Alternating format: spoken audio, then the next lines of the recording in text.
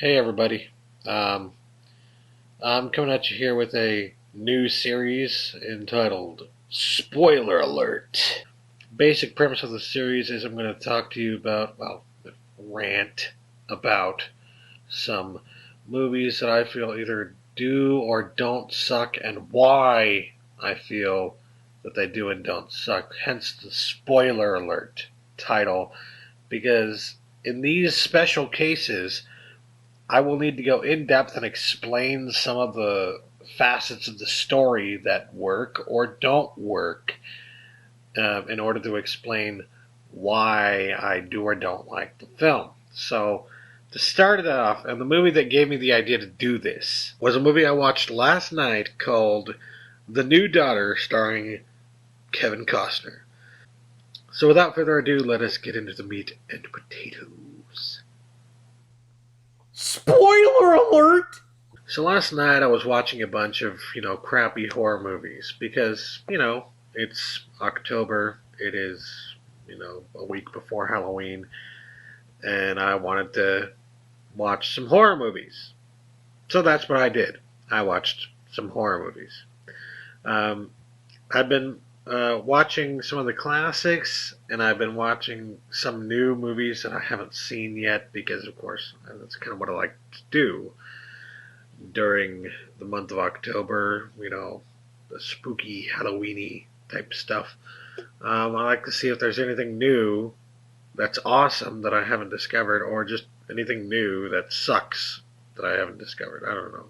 Last night I literally watched 3 movies in a row because of this. I watched the Last Exorcism, which was meh. I watched I can't even remember what the second one was because it was so forgettable. And I watched The New Daughter. At first, I didn't think The New Daughter was actually a horror movie. I mean, it looks kind of like a scary type of something going on, but it looked more like a.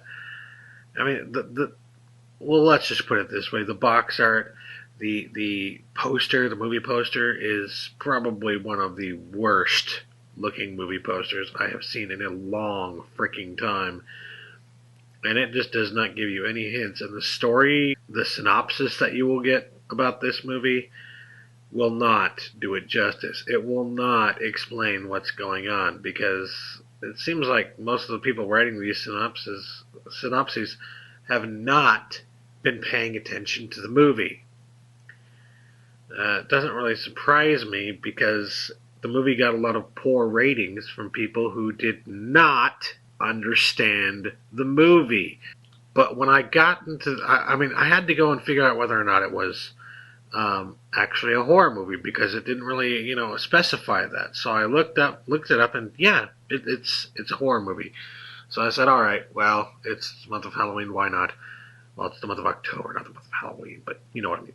Been waiting to see this one for a little while, and it was on the Netflix instant watch thing. I was Netflixing it up, and I said, it looks decent enough. I've been watching bad horror movies all night. Why not another one? And then I start watching this, and I realize, oh, wait a minute, this there's something different about this.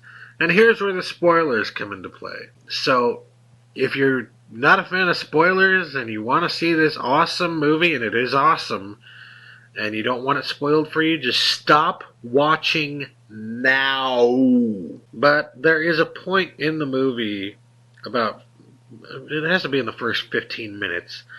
The story is about Kevin Costner is a father who, the mother went off with some other guy or something like that, or asked for a divorce. And, he's a divorced father of 2 kids, a teenage daughter and a younger son. And they moved to this house in South Carolina. He's a writer. They moved to this house in South Carolina. It's kind of a rural looking house, but it's looks alright. You know, in most movies like this, you hear a lot of creepy music already by this point. You're hearing music, you're seeing little things, little hints, little something that's, or even little jump scares that are supposed to signify to you something's wrong here. Why did they move here? What the heck were they thinking? It's just that's the kind of thing you come to expect from this kind of movie, especially something with Kevin Costner in it, especially something that looks kind of Hollywoodized ish. That's not even that's a horrible word, but yeah, you come to expect that from something like this. You don't get it in The New Daughter, and some might say, "Well, that's why it sucks. That's why you suck." Okay, if you need that to be able to tell that something is wrong, then you're not paying attention. Because okay, everything seems all hunky dory at first, right?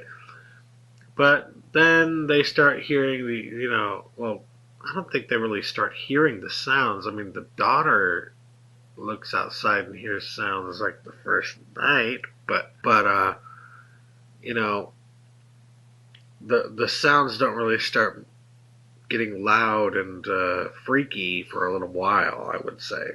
So, there's no non-diegetic music, which, if you don't know what that means, diegetic sound is if the characters can hear it. Non-diegetic is if they can't hear it. It's very simple. So take that with you if you have not learned anything about film studies at all. Diegetic, it is part of the movie structure. It is something that the characters can hear. Non-diegetic, they can't hear it. Only we can. Non-diegetic stuff is basically information that we have that the characters don't have. It can get a little bit more complicated than that, but usually it doesn't.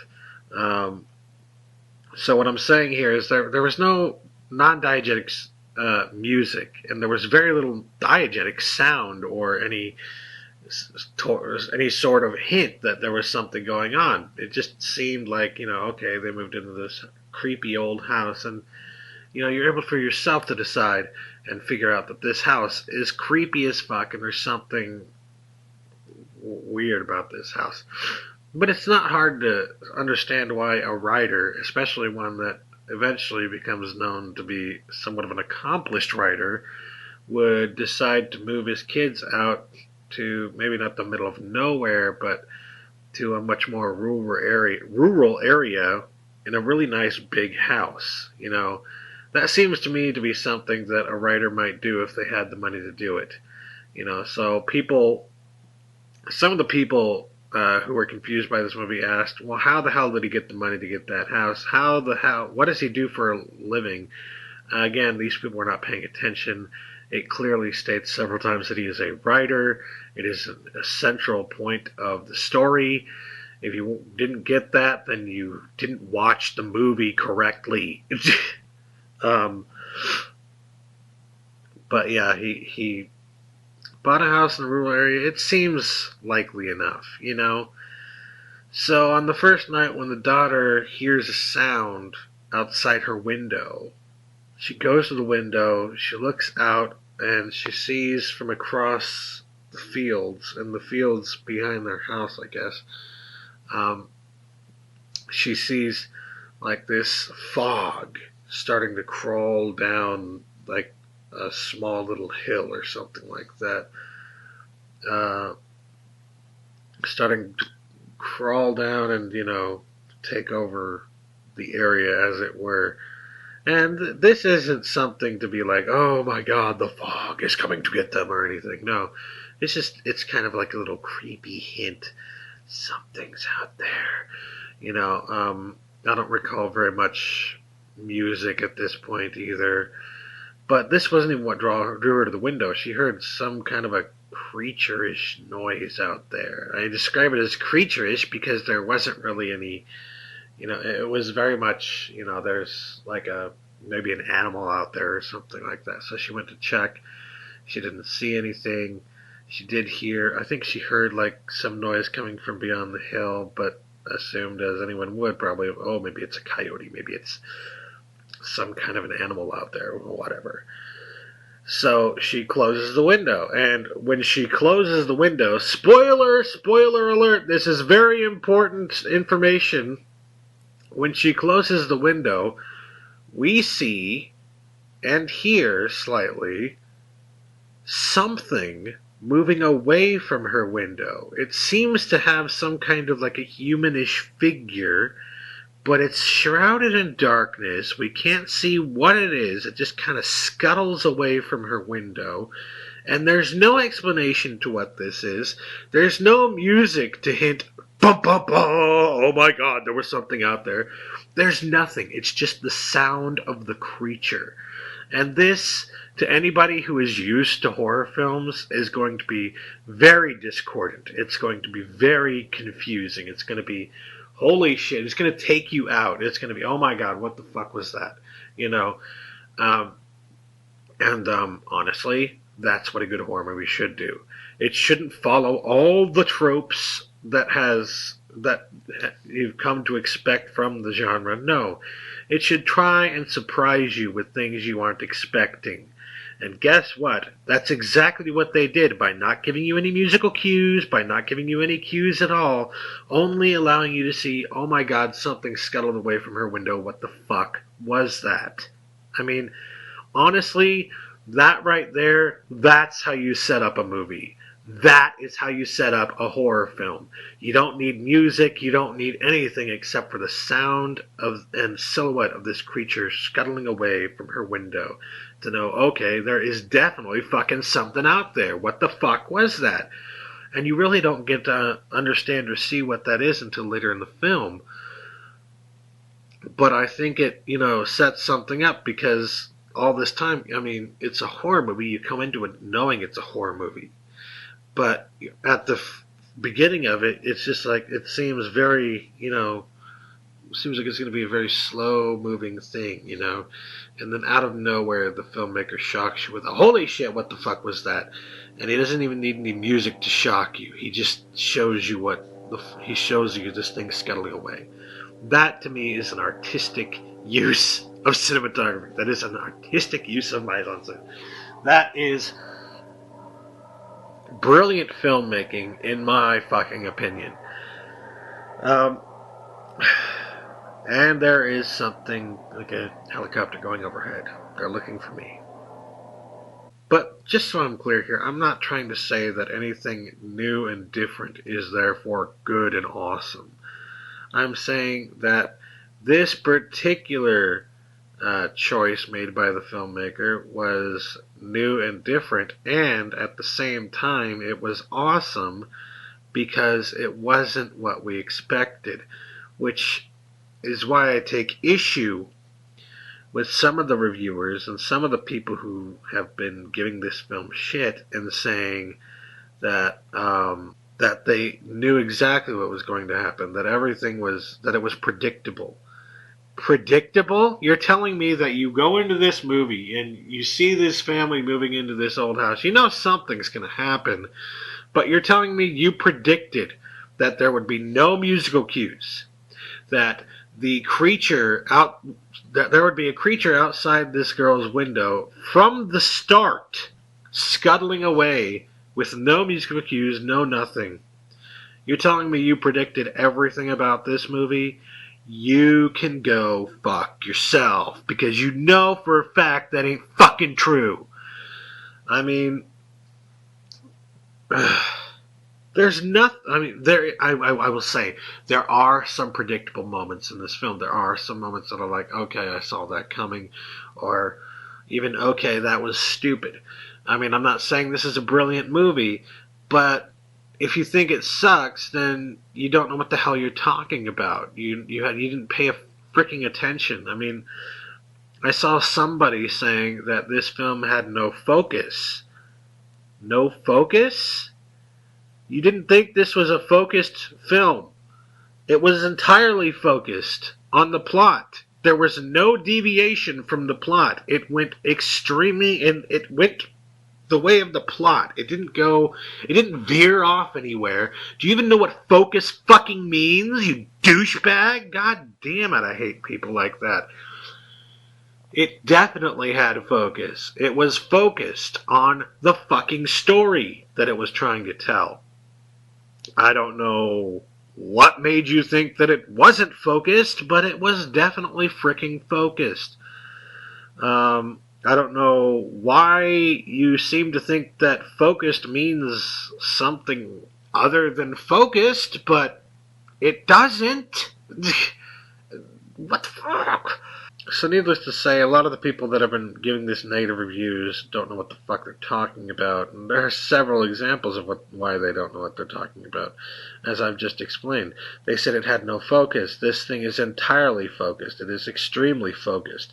They said that it was predictable. This thing is not predictable. This movie is not predictable in the least. I mean, there are some moments that are predictable, but if you're going to say it's a predictable movie overall, then you're full of shit. And then some of the people who were talking shit about this movie were saying that I think the same guy who said it wasn't focused was describing the creatures as zombies. What?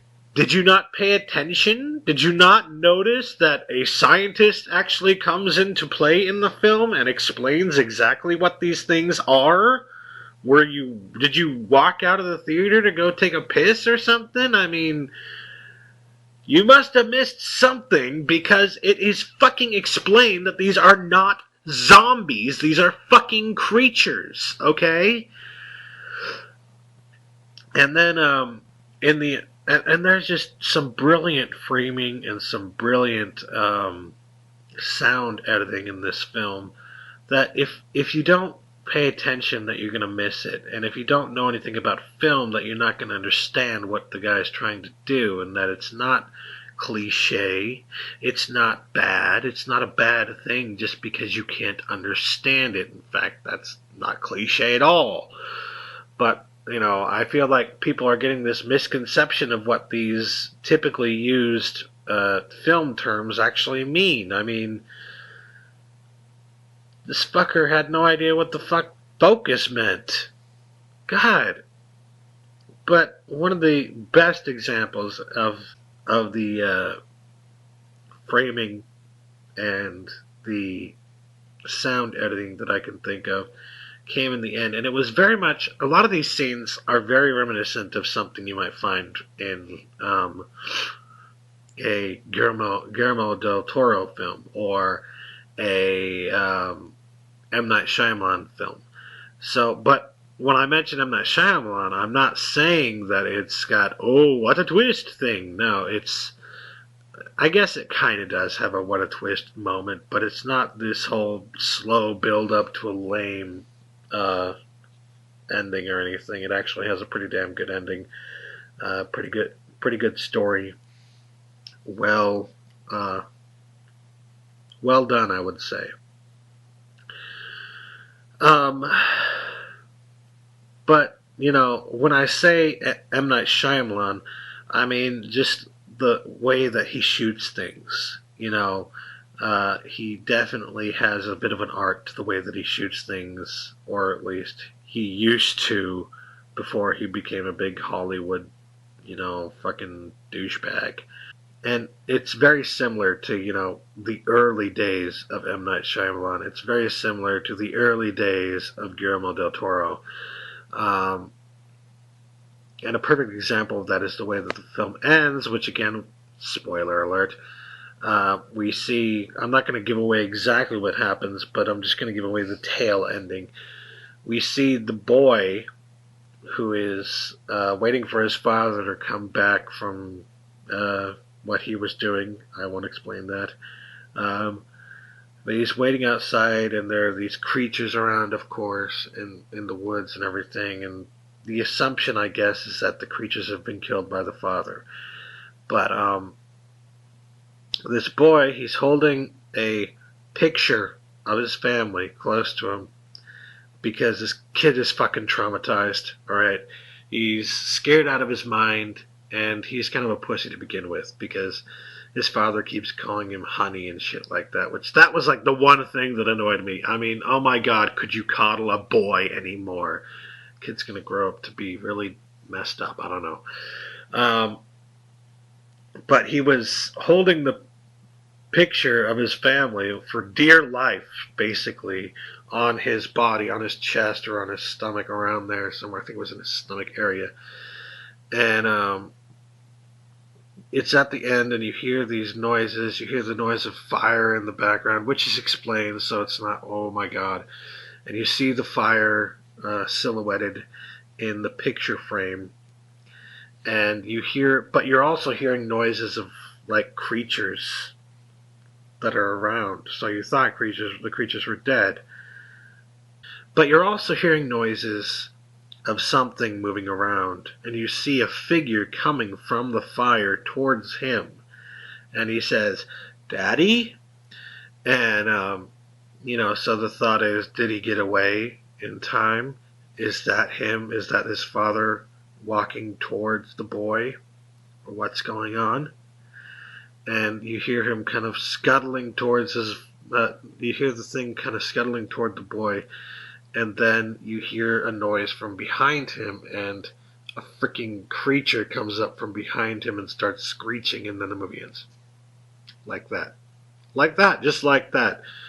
That might piss off a lot of people. I will be entirely honest about it. That'll piss off a lot of people because, they want to know what happens in the end. They want to know the ending. They want it to be a complete ending, and if it's not complete, then they feel that they've been cheaped out of something.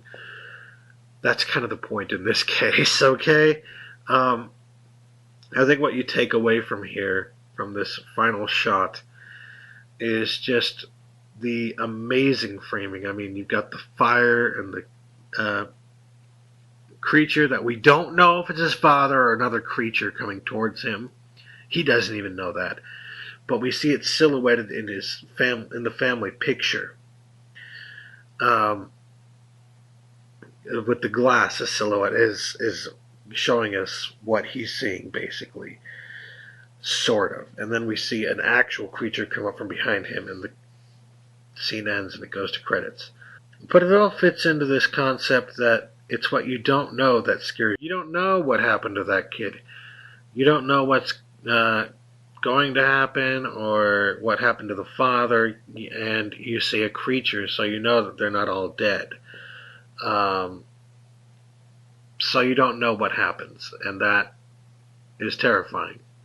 It should be, well, at least frightening in some way that, oh my god, what the fuck's going on, I would say a movie to compare this to, so like if you like this movie, you should probably check out this movie. If you liked Guillermo del Toro's The Devil's Backbone, you might like this. Particularly his, not the remake. The remake was shit. I'm sorry, it just was. If you liked The Descent, I can't remember who the hell did that one, but that one was freaking creepy as hell too. Yeah, it's. I have to say, this is a really amazing movie. There were some stupid points. There was this point where he goes on the search engine and searches all these stupid terms looking for answers, and it's clear he doesn't know how to use a fucking search engine. And so that kind of made it almost feel outdated in a way. But, despite the stupid points, the actual meat and potatoes of the story and what you get from it and everything is a lot more than what most filmmakers would give you. And it's done in a way that isn't what you're expecting. It isn't the typical horror movie. It doesn't unravel the way that a typical horror movie would. It's at least somewhat different. It's not entirely different. A lot of the scenes and a lot of the aspects of the film do fit entirely in with what you come to expect from the genre, but then there are some key and important scenes that do not fit, that are completely discordant with what you're expecting. And I think that is an effective scare tactic. And I think it works very well. I know that I was a little freaked out by what I was seeing. And if you weren't, then I mean, I have to say you probably weren't paying attention, because most of the criticism I've seen about this movie has come from people who were confused about it in some way, who didn't understand certain concepts of the film that were made pretty damn fucking clear in the film if you paid attention. But, you know, I won't fault you for that. I'm just going to say you missed something. You missed it. Um, and you need to go back and watch it again to catch it. But somehow I doubt that's going to change your mind at this point, because you've already convinced yourself that it's a bad movie.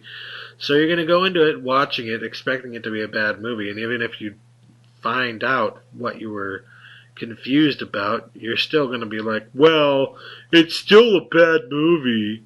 You've ruined it for yourself. I mean, I'm sorry, I can't help you at this point. But yeah, The New Daughter is an awesome movie, and hopefully I haven't ruined too much of it for you. Uh, I did give some spoilers, but I didn't really tell you everything it was about, now did I? And I'm sure some of you are intrigued enough now to go and check it out for yourselves, as you should. It is a pretty damn good movie that has been buried by shitty reviews from people who don't know what the fuck they're talking about. It's not a freaking brilliant movie, but I'd give it a 7 or 8 out of 10. It's a pretty good movie. I mean, it doesn't deserve the low ratings that it has gotten, you know? So, yeah. That'll do her for this inaugural episode of Spoiler Alert. Catch you later.